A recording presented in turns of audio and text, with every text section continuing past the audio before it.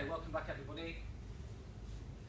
Before the break we were looking at foreign exchange, and we broke foreign exchange down into three different risks. We had transaction, which was short term, translation, which was our financial accounting and reporting. Can't remember what the third one was. Economic. And we decided that transaction risk had an impact on short term. What have I drawn here? The idea of volatility of earnings. Well done. So, because the earnings are so volatile, we decided that there was a very pertinent question that financial managers should ask themselves: should they hedge? And we decided that you'd have to be fairly foolish to not. Very good. Absolutely. Now, from that, we said, right, there are certain things a financial manager can do to control the risk within the business, and then there's some financial products that you can buy on the marketplace. What I'd like to do is just take a minute, maybe with your neighbour, don't look backwards. Let's just see if we captured those points, because they're all accessible. Just take a couple of minutes, see if you can remind yourself of the internal and external. Quite happy we discuss.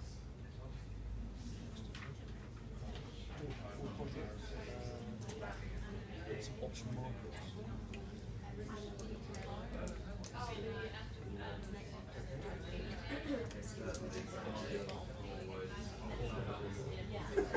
is for the video. I'm coming to look at you. You're all doing well.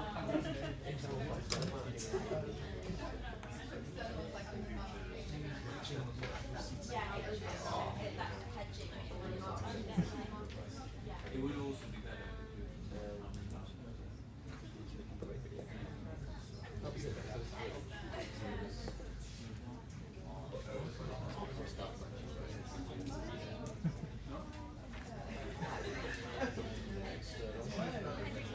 Okay, we're getting some good ideas together.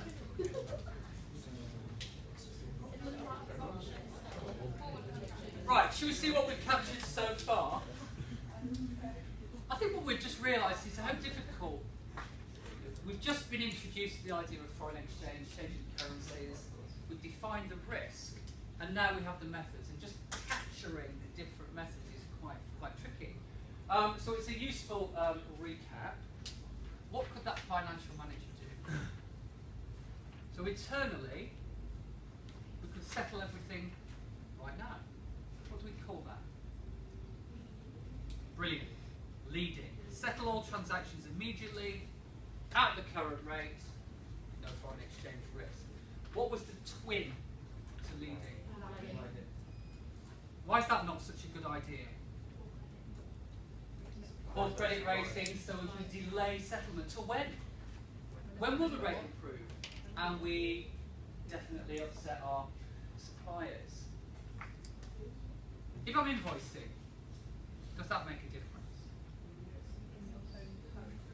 Because if I invoice in my own currency, then I'm transferring the risk to the counterparty. Porter says, maybe not. And then we had what we should all be looking for in the assessments is the netting. The idea is a receipt of one currency can help pay the payable. And therefore the remainder is only where we have exposure. Now, those are only effective to a certain degree. So that's one of the reasons why financial products in the market exist. Now, when we did interest rate hedging, what were the major products that we could acquire as financial managers? Get rid of that. So where I'm fixing the interest rate, what do we call it?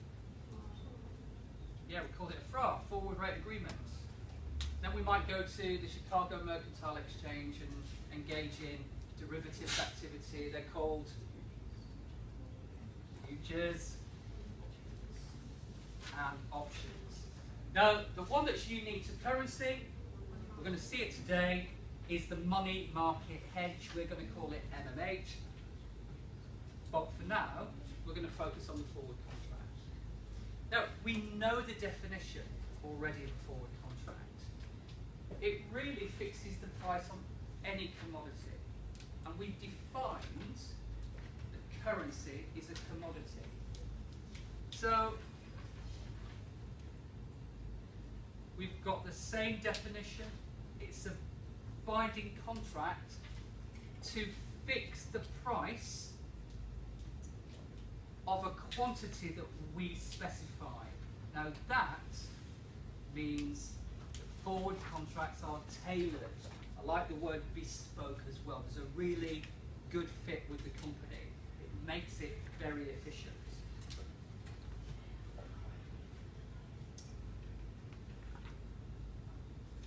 What else do we need in here?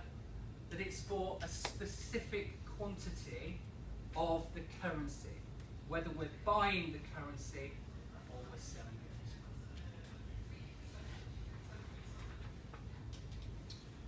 Now, it could well be that I'm due to receive $50,000 from my customer in 3.5 months' time. So I can set up a forward contract to sell that currency in 3.5 months' time at a fixed rate today. And that means that we choose the future time. My circles here bring together the definition. It's a binding contract to buy or sell a specific quantity of currency at a fixed future point. Now, that's definitely a definition that we need. It's a definition that could be tested. But it's also a product that we need to be able to use and advise on meaningfully. So we need a little bit more.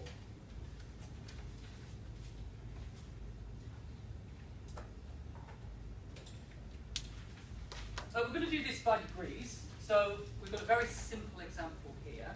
We'll read through it together, and the answer's really just going to pop out. My first question is, who has the exchange risk? Is it us? Or is it the customer? Because it's in their currency. So well done. So it's usually worth a mark for just identifying the risk. We have a US customer. So we have a receivable in 3 months of $5 million.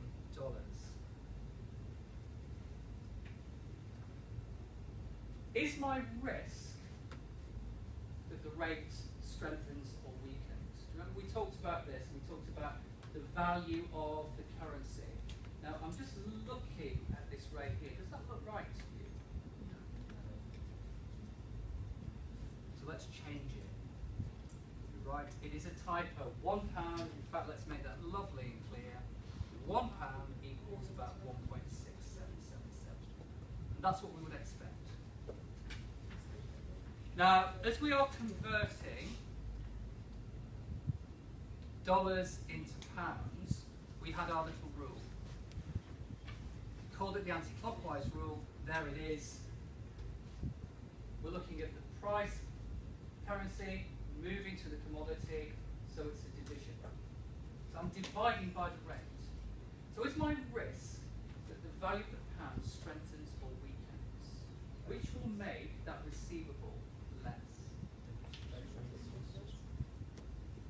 Goes up, strengthens, because we divide by a bigger number, we receive less. So definitely our risk is that sterling strengthens. Very good. Now, how do I eliminate this risk?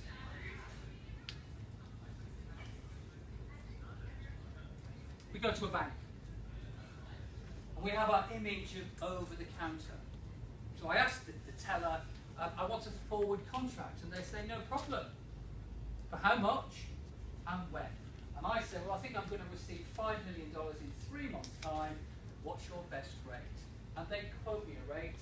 In the question, here it is, it's fixed.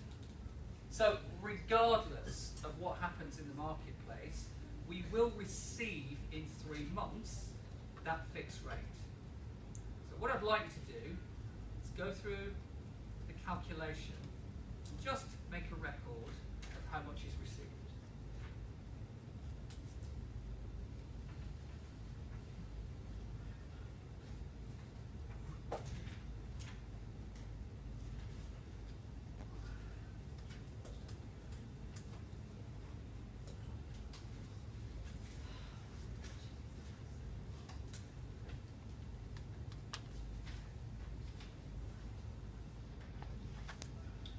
Now with currency,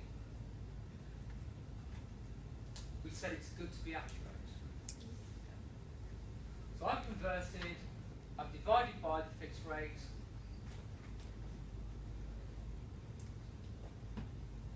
and we can say we've hedged the downside risk. The risk moved in the wrong direction. But what have we lost at the same time? Upside. Yeah, absolutely right. We've lost the upside. What if the rate improved? What if sterling had actually weakened? The rate had dropped. So as we divide by a smaller number, we actually receive a lot more. The thing about forward contract is it removes both. But as financial managers, we are not speculators. And we should be comfortable in that certainty. That would be our conclusion, that this is an efficient hedge. Can we see any problems with it? And I'm going to just add on a clue. One of the functions, one of the features of a forward contract. It's legally binding. Look at this scenario. What's a forward contract doing? We will sell $5 million. What could happen? Don't get it. The customer defaults. Now, what if the customer delays or defaults or cancels the order? So the reason for being has gone. What's the impact? What would we still have to do on the forward? We would still need to sell $5 million. But my customer hasn't paid me. So the bank's saying, hang on a minute, there's a contract here, you're going to sell some dollars at a fixed price. We factored this into our business model. We've got them ready to sell on. Where are they? What would we need to do? Where will they come from? I have to buy them. So I would need to buy on the money markets at the rate, at the market rate. So what? What's the problem with that?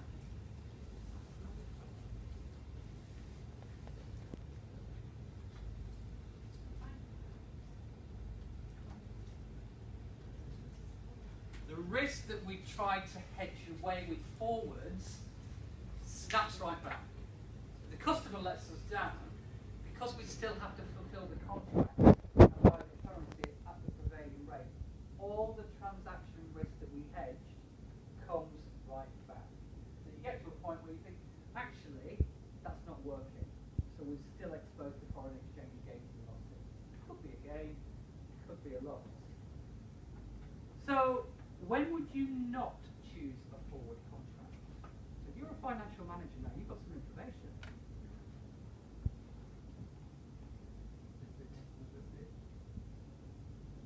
So when the timing of the receipt or payment, there's real flexibility. So if you use a forward, there has to be, you have to be really sure that the transaction will happen. Now I can control a payment, very hard to control receipts.